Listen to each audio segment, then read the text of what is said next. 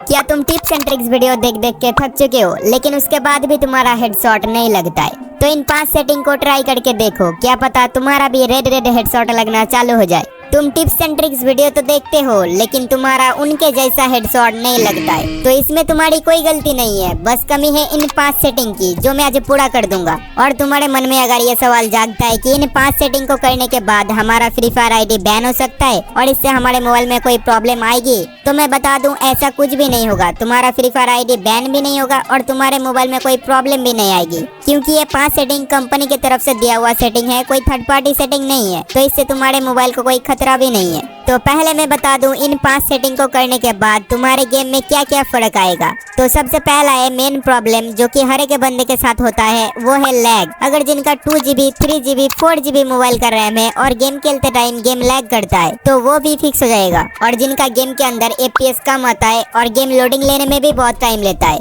मतलब mobile slow है, तो वो भी फिक्स हो जाएगा। और तुम्हारे मोबाइल में अगर टच प्रॉब्लम होता है, मतलब मोबाइल का टच स्पीड बहुत स्लो है, 1-2 सेकंड बाद टच लेता है, तो वो भी एकदम फिक्स हो जाएगा।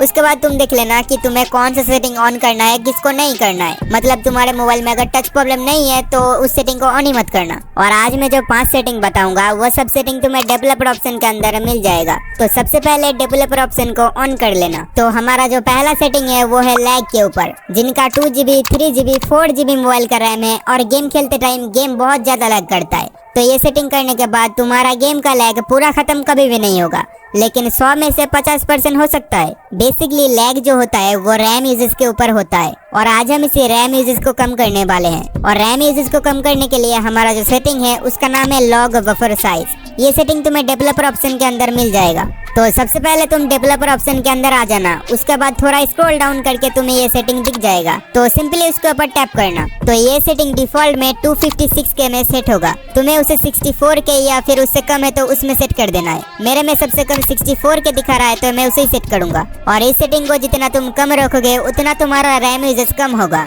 तो हमारा दूसरा सेटिंग है FPS के ऊपर, मतलब जिनका गेम के अंदर FPS कम आता है तो ये सेटिंग करने के बाद उनका FPS 10 से 20 ज्यादा आने लगेंगे। और ये तो हम सभी को पता है कि FPS जितना ज्यादा होगा उतना ही गेम स्मूथली चलेगा। तो FPS बढ़ाने के लिए हमारा जो सेटिंग है उसका नाम है हार्डवेयर एक्सेलरेशन। ये सेटिंग भी तुम्हें डेवलपर ऑप्शन के अंदर मिल जाएगा। तो बस थोड़ा सा स्क्रॉल डाउन करो, उसके बाद तुम्हें ये सेटिंग मिल जाएगा, तो सिंपली उसको ऑन कर देना।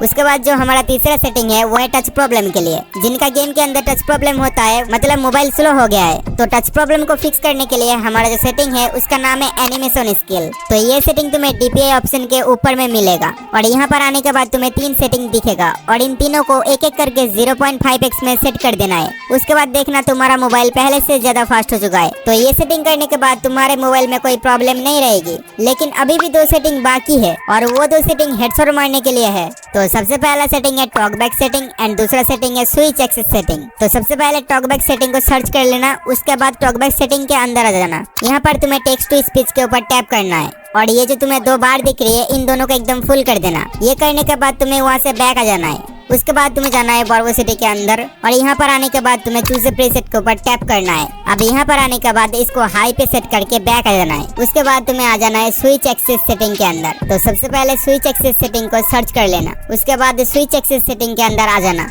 अब यहाँ पर आने के बाद तुम्हें ऑटो स्कैन के ऊपर टैप करना है और इसको ऑन करके बैक आ जाना है। उसके बाद तुम्हें जाना है पॉइंट स्कैन के अंदर। अब यहाँ पर भी तुम्हें इसको ऑन करके बैक आ जाना है और यहाँ पर हमारा पूरा 5 सेटिंग कंप्लीट हो गया है। उसके बाद भी तुम्हारे मन में अगर कोई सवाल हो जो मेरे से पूछना चाहते हो तो मुझे कमेंट करके जरूर बताना, मैं जल्द से जल्द उसका रिप्लाई कर दूंगा।